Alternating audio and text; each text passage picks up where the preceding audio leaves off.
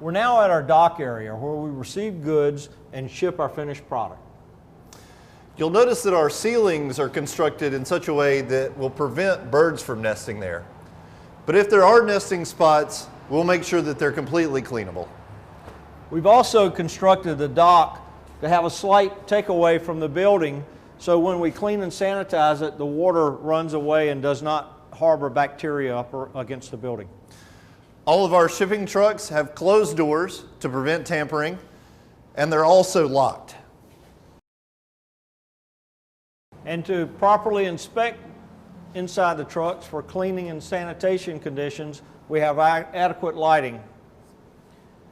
We also, just as other entry points to the building, have security, where we have proper IDs that must be scanned, and those scans are entered into a computer, and that gives us access into the facility.